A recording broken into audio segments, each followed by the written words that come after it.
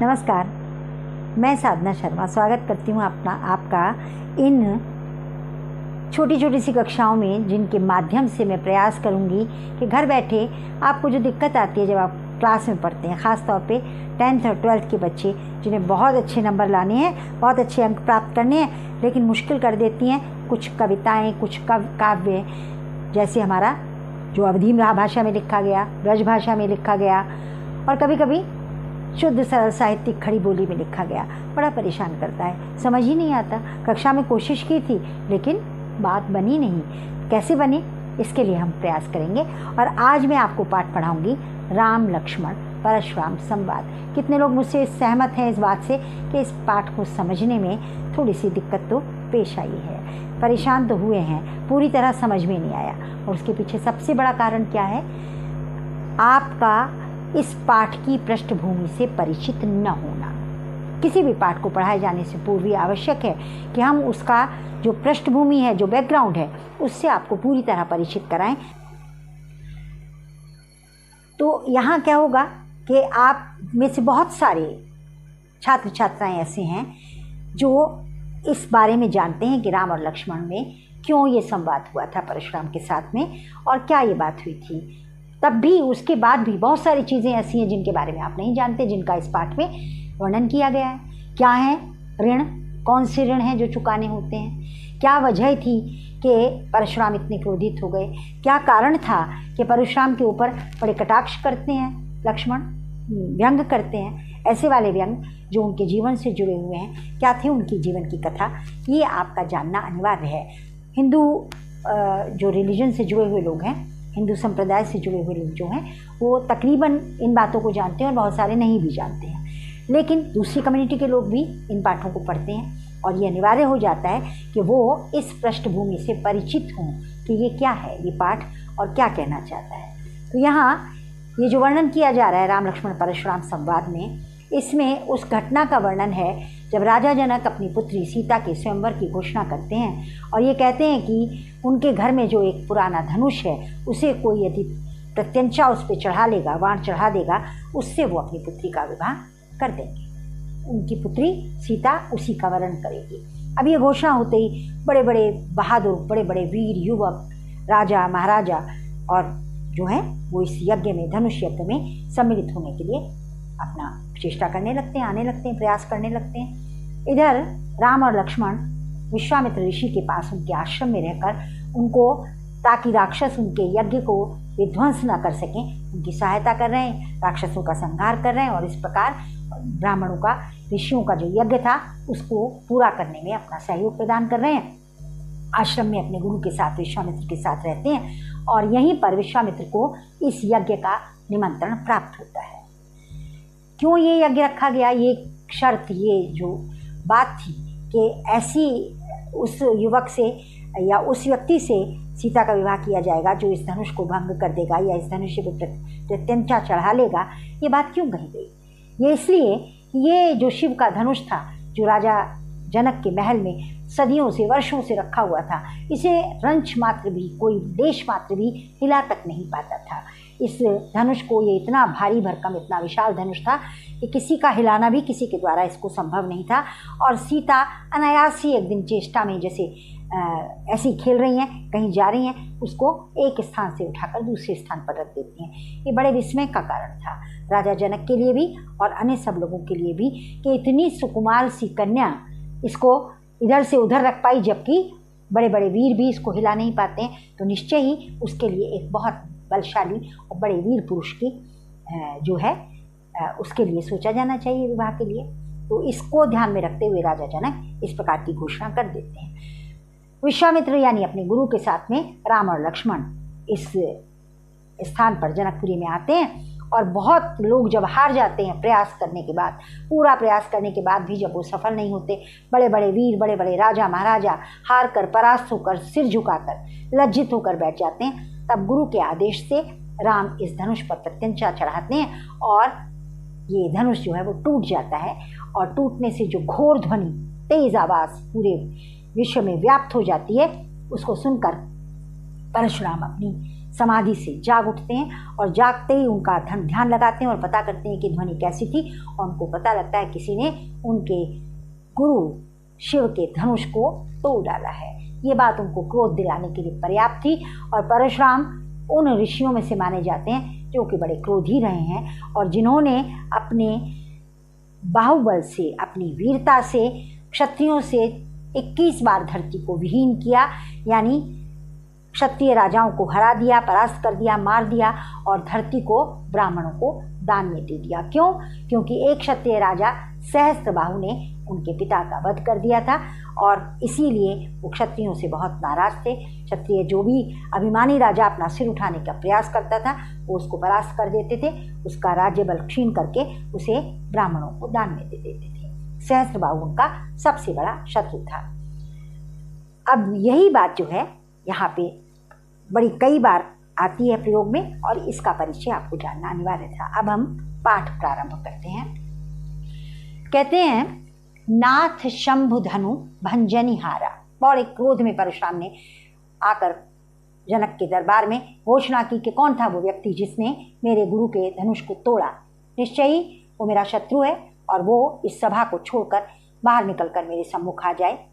इस क्रोध का बड़ी विनम्रता, बड़ी शालीनता के साथ में राम जो है उत्तर देते हैं। कहते हैं, स्वामी, वैसे भी ये कहा जाता है दशावतारों में परशुराम भी परमात्मा के अंश रूप में यहाँ धरती पर जो अन्याय और अत्याचार था उसका विरोध करने के लिए, उसका संहार करने के लिए यहाँ पर उन्होंने अवतरण लिया था, अवतरित हुए थे। ठीक इसी प्रकार उनके बाद जो है राम का जन्म है। राम भी परमात्मा के अंश, परमात्मा के अवतार माने जाते हैं और इसीलिए राम जो हैं वो परशुराम को संकेत से समझा देना चाहते हैं कि मैं वही हूँ जो आप हैं, इसलिए इतना क्रोध न कीजिए। लेकिन परशुराम क्रोध में है और क्रोध आदमी का विवेक छीन लेता है। यही स्थिति इस समय परशुराम की है। राम बड़ी विनम्रता के साथ कहते हैं, नाथ शंभु धनु भंजनिहारा। हे नाथ, हे स्वामी, शंभु के इस धनुष को भंजन यानी तोड़ने वाला कौन हो सकता है? किसी और का साहस नहीं हो सकता। ऐसा दुस्साहस कोई साधारण व्यक्ति तो कर नहीं सकता। कौन कर सकता है? हो ही केव एक दास तुम्हारा, कोई एक तुम्हारा सेवक होगा जो इस प्रकार का साहस कर पाएगा, वही इस कार्य को संभव कर सकता है। इसलिए ये दोष जिसके द्वारा हुआ वो मैं हूँ, वो बता देना चाहते हैं। लेकिन बहुत क्रोध में है, बहुत कुपित है, बहुत रोष है, बड़ा गुस्सा है परशुराम को। वो कहते हैं, आये सुकाह कहिए किन मोहि। आप मुझे आज्ञा दीजिए, मुझे क्या करना है? आयसु माने आज्ञा दें। आय सुकाह कहिए किन मोहि, मुझे आदेश दीजिए कि मैं क्या करूं, क्या करना होगा मुझे। सुनि रिसाई बोले मुनि कोही। कोही माने क्रोधी, क्रोधी का तद्भव। कोही बहुत क्रोधी मुनि जो है, रिसाई रोष का तद्भव रूप यानी रिस, रिस से भरा रिसाई, गुस्सा। बहुत क्रोधित है, बहुत गुस्सा होकर बोलते हैं मुनि। कहते हैं कि सेवक सो जो करे सेवकाई। अरे भाई, सेवक कौन होता है? सेवक तो वो होता है जो सेवा कार्य करता है। ये व्यक्ति जिसने धनुष को तोड़ा उसने सेवा कार्य नहीं किया, उसने क्या किया? अरिकर्म। अरि माने शत्रु, शत्रु के समान कार्य किया उसने। शत्रु के समान कार्य करने के बाद में अगर कोई ये कहे कि वो सेवक है तो उसको सेवक नहीं माना जा सकता। उसके साथ तो क्या करना पड़ता है? करी ये लड़ाई, उससे तो लड़ाई ही करनी पड़ेगी, युद्ध करना पड़ेगा, उसको परास्त करना होगा, उसे सजा देनी होगी, यानी उसे दंड देना अनिवार्य होगा। अब वो कहते हैं कि सुनहु राम। अभी समझ में नहीं आया कि राम स्वयं को बता रहे हैं कि मैंने तोड़ दिया इस धनुष को। कहते हैं, सुनहु राम जे शिव धनु तोड़ा। हे राम सुनो, जिसने भी इस शिव के धनुष को तोड़ा है वो कैसा शत्रु है मेरा? सहस्र बाहु सम सोरूप मोरा। वो मेरा सहस्र बाहु के समान शत्रु है। ठीक उसी प्रकार जैसे मैंने सहस्र बाहु को समाप्त किया था, ठीक उसी प्रकार मैं उसको आज समाप्त कर दूंगा। इसलिए क्या चाहिए? सो बिलगाव बिहाई समाजा। अतः ये अनिवार्य है, बिलगाव यानी अलग होकर, बिहाई माने छोड़कर, वो समाज को से अलग होकर, समाज को छोड़कर मेरे सम्मुख आ जाए, न तो मारे से यही सब राजा, नहीं तो जितने राजा यहाँ सब बैठे हैं मैं सबको मार डालूंगा। जैसे हम कभी कभी क्लास में कह देते हैं ना कि किसने गलती की बताओ, वरना सबको पनिश किया जाएगा। कभी कभी ऐसा होता है, आपने भी झेला होगा कि कई बार टीचर जो हैं वो डांट के कहती हैं कि आपने किसी ने कोई गलती कर दी और उस गलती को निकलवाना है, तो क्या किया जाता है, उनसे कहा जाता है कि आपने में से जिसने किया है वो आ जाओ, उसे कोई सजा नहीं मिलेगी, अन्यथा सबको दंड दिया जाएगा। ठीक इसी तरह परशुराम भी यही वाली ट्रिक अपना रहे हैं। वो कह रहे हैं न तो मारे जय सब राजा, नहीं तो जितने भी राजा यहाँ इकट्ठा बैठे सबको मार दिया जाएगा। सुनी मुनि वचन लखन मुस्काने। लक्ष्मण जरा सी शरारती हैं, छोटे भी हैं, नटखट भी हैं और थोड़े से राम की तरह उतने विनम्र और उतने शालीन नहीं हैं। ये बात सुनते हैं लक्ष्मण को हंसी आ जाती है, थोड़ा सा मुस्कुराने लगते हैं। बोले परसु धरई अवमाने, और एक तरह से अवमानना करते हुए परशुराम के इस शौर्य की, इस पराक्रम की जिसमें अभिमान झलक रहा है, वो अवमानना कर देते हैं जरा सी और कहते हैं बहुधनु ही तोरी नरिकाई। जब बचपन में यहाँ पढ़ने आए थे तो बहुत सारी छोटे छोटे धनुष हमने तोड़ डाले। कबहू न असिर कीन गोसाई, हे स्वामी उस समय तो किसी ने भी इस प्रकार का गुस्सा नहीं किया जैसा कि आज इस धनुष के तोड़ने पर किया जा रहा है। यही धनु पर ममता के ही हेतु, क्या वजह है, क्या कारण है कि इस धनुष पर इतनी ममता है, इतना प्यार है कि इसके लिए इतना गुस्सा आ रहा है। सुनी रिसाई कहें भृगुकुल केतु, भृगु के वंश में उत्पन्न जो परशुराम हैं वो अत्यंत क्रोधित हो जाते हैं और कहते हैं, भृगु उनके जो वंश का नाम है उसमें परशुराम का जन्म हुआ है, और वो कहते हैं क्रोधित होकर कि बहुत नाराज होकर कहते हैं कि रे नप बालक काल बस बोलत तो ही न संभाल। हे नप माने परशुराम के इस शौर्य की, इस पराक्रम की जिसमें अभिमान झलक रहा है, वो अवमानना कर देते हैं जरा सी और कहते हैं बहुधनु ही तोरी नरिकाई। जब बचपन में यहाँ पढ़ने आए थे तो बहुत सारी छोटे छोटे धनुष हमने तोड़ डाले। कबहू न असिर कीन गोसाई, हे स्वामी उस समय तो किसी ने भी इस प्रकार का गुस्सा नहीं किया जैसा कि आज इस धनुष के तोड़ने पर किया जा रहा है। यही धनु पर ममता के ही हेतु, क्या वजह है, क्या कारण है कि इस धनुष पर इतनी ममता है, इतना प्यार है कि इसके लिए इतना गुस्सा आ रहा है। सुनी रिसाई कहें भृगुकुल केतु, भृगु के वंश में उत्पन्न जो परशुराम हैं वो अत्यंत क्रोधित हो जाते हैं और कहते हैं, भृगु उनके जो वंश का नाम है उसमें परशुराम का जन्म हुआ है, और वो कहते हैं क्रोधित होकर कि बहुत नाराज होकर कहते हैं कि रे नप बालक काल बस बोलत तो ही न संभाल। हे नप माने राजा के पुत्र, हे राजपुत्र काल के वशीभूत हो गया है, मृत्यु तेरी निकट आ गई है, यही कारण है कि तू संभाल के बात नहीं बोल रहा। क्या बोलना चाहिए, क्या नहीं बोलना चाहिए, ये बात तेरी समझ में नहीं आ रही है। धनु ही सम त्रिपुरारी धनु, जो छोटी छोटी धनुषियों का बात कर रहा है कि तुझसे बचपन में धनुष छोटे छोटे तूने तोड़ डाले, उसी की समानता तू किससे कर रहा है, त्रिपुरारी शिव के धनुष से कर रहा है।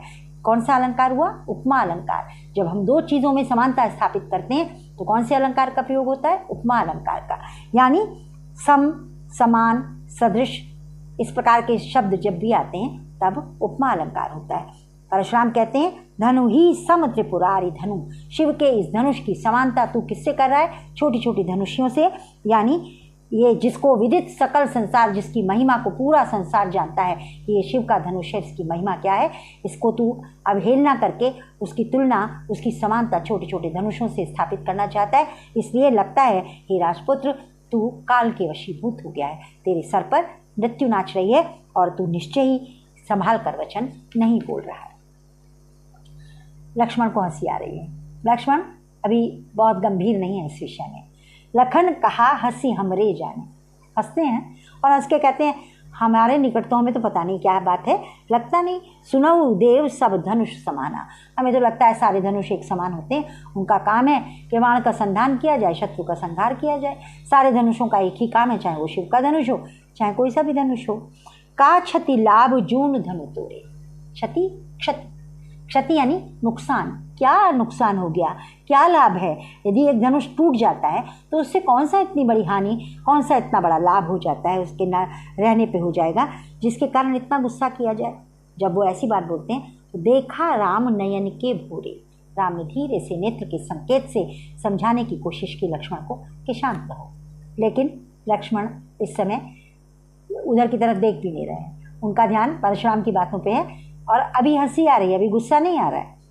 छुअत टूट, वो अपनी बात पूरी जारी रखते हैं और कहते हैं कि छुअत टूट रघुपति न दोष।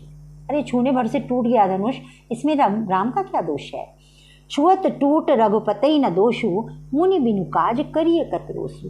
हे मुनि, बिना काज बिना कारण के क्यों इतना गुस्सा करते हैं, क्यों इतना क्रोधित होते हैं। अब ये सुना परशुराम ने और अपने फरसे की तरफ देखा जिससे वो अपने शत्रु का संहार किया करते थे। बोले चितई परसु की ओरा। परशुराम ने अपने फरसे की तरफ देखा और बोले रे सठ सुनई स्वभाव न मोरा। हे शठ, शठ माने मूर्ख, अरे मूर्ख, लगता है तू मेरे स्वभाव को जानता नहीं, तूने मेरे स्वभाव के बारे में सुना नहीं है कि मैं कौन हूँ, क्या हूँ। बालक बोली बधाऊं नहीं तोही, बच्चा समझ के तुझे छोड़ रहा हूँ, तेरा वध नहीं कर रहा केवल इस कारण कि तू बालक है। केवल मुनि जड़ जाने ही मोही, हे जड़, हे मूर्ख, केवल मुनि समझ रखा है मुझे, कि मुझे देख के तुझे लग रहा है कि कोई ऋषि मुनि हूँ, जैसे ऋषि मुनि क्रोध नहीं करते ऐसे मैं नहीं करूँगा। अगर तू मुझे केवल मुनि समझ रहा है तो तू मूर्ख है, तेरी समझ में नहीं आ रहा कि केवल ऋषि मुनि नहीं हूँ मैं बहुत परम वीर भी हूँ, क्षत्रियों का संहार करता भी हूँ, ये तू नहीं जानता। बाल ब्रह्मचारी अति कोही, बाल ब्रह्मचारी हूँ और बड़ा क्रोधी हूँ, बहुत गुस्से वाला हूँ। विश्व विदित क्षत्रिय कुलद्रोही, और पूरा विश्व ये बात को जानता है कि मैं क्षत्रियों के वंश का बहुत बड़ा शत्रु हूँ, उनके विनाश का बहुत बड़ा कारक हूँ। भुजबल भूमि भूप विनीत, न जाने कितनी बार मैंने अपनी भुजाओं के इन बल से इस भूमि को राजाओं से रहित कर दिया है, क्षत्रिय राजाओं को मार डाला है।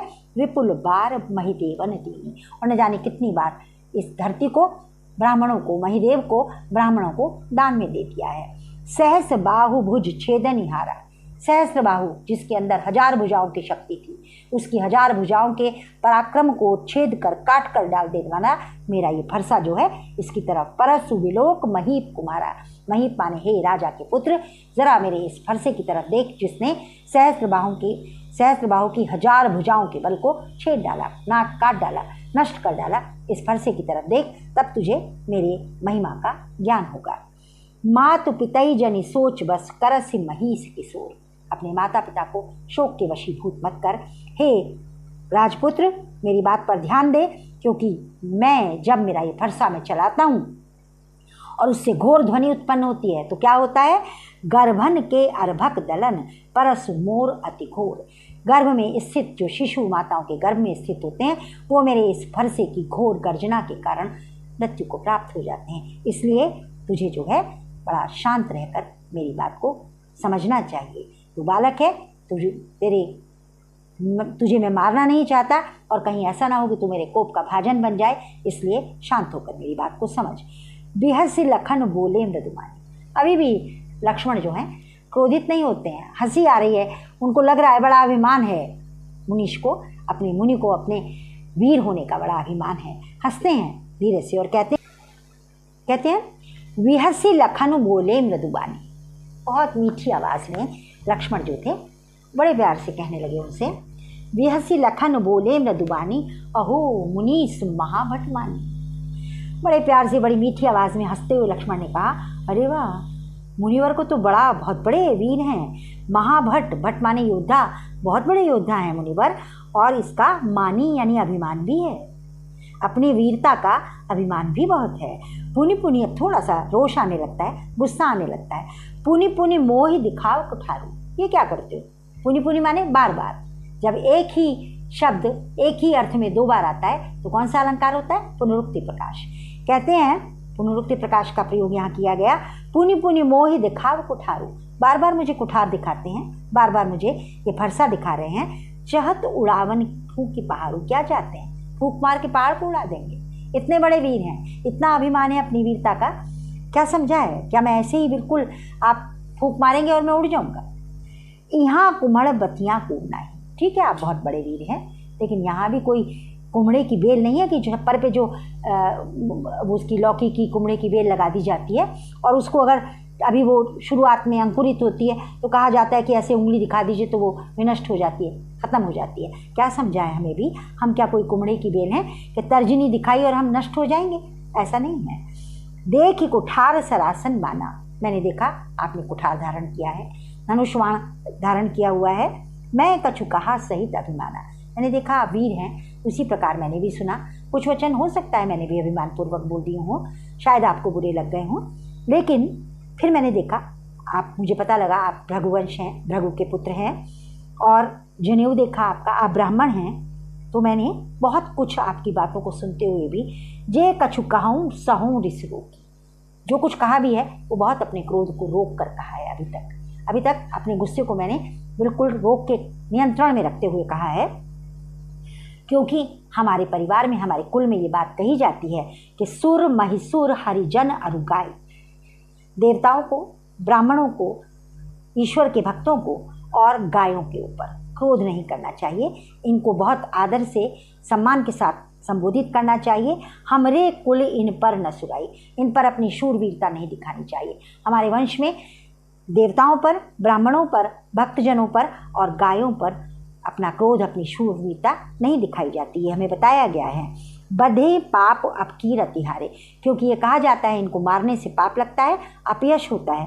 मारत हूँ पापर ये तुम्हारे, इसीलिए मैं आपके चरणों में गिरता हूँ, आपसे क्षमा याचना करता हूँ, और अपने जो भी मुझे मेरी आपको बात बुरी लग गई है उसके लिए क्षमा याचना करते हुए करता हूँ। और हमें कहा जाता है कि ऐसे लोगों को के चरणों में गिरना चाहिए, उनको कभी उनके ऊपर शस्त्र नहीं उठाना चाहिए, और वैसे भी ज़रूरत नहीं है, आपको भी शस्त्र उठाने की ज़रूरत नहीं है। क्यों? क्योंकि कोटि कुलिस सम वचन तुम्हारा, आपके तो जो वाणी है, आपके जो वचन हैं वो हजारों, कोटि माने करोड़ों, कुलिस यानी वज्र के समान कठोर हैं। इतने कठोर हैं कि इनको तो सुन के ही मर जाएगा आदमी, आवश्यकता ही नहीं है किसी फरसे को उठाने की। व्यर्थ धरऊँ धनुबान कुठारा, आपने तो बेकार ही ये धनुष बाण और कुठार धारण कर रखा है। आपके तो वचन इतने कठोर हैं कि इनको सुन के ही आदमी जो है वो मर जाएगा। ये एक तरह से व्यंग करते हुए कहते हैं, जो विलो की अनुचित कहूँ क्षमाऊँ महामुनि थी। अभी भी अगर कुछ लग रहा है कि मैं अनुचित कह रहा हूँ तो हे धैर्य धारण करके हे महामुनि मुझे क्षमा कर दीजिए। और इस सब बात को सुनकर कितना गुस्सा परशुराम को आ गया होगा, आप भी कल्पना कर सकते हैं। सुनी सरोष भृगुवंश मन, भृगु के वंश में उत्पन्न परशुराम जो हैं इस बात को सुनकर बहुत अधिक क्रोधित हो जाते हैं, लेकिन बड़ी गंभीर वाणी में वार्तालाप अब की बार लक्ष्मण से नहीं करते, उनके गुरु को संबोधित करते हैं। इसके बाद का पार्ट जो है वो मैं आपको दूसरी अपनी वीडियो में पढ़ाऊंगी, और आपसे क्षमा चाहते हुए निवेदन करूंगी कि यदि आपको वास्तव में कुछ विशेष, कुछ अलग तरीके से, कुछ सरलता से ये पाठ समझ में आया हो तो मेरे इस चैनल को सब्सक्राइब करें, लाइक करें, और अपने कमेंट्स, कहीं अगर लग रहा हो कि ये बात समझ में नहीं आई तो अपने कमेंट्स दें, ताकि मैं आपकी समस्याओं का निवारण कर सकूं और आपको सहयोग दे सकूं कि कुछ जो कठिनाइयाँ आपको पाठ में पढ़ने में आती हैं वो आपके लिए सरल हो सकें। नमस्कार।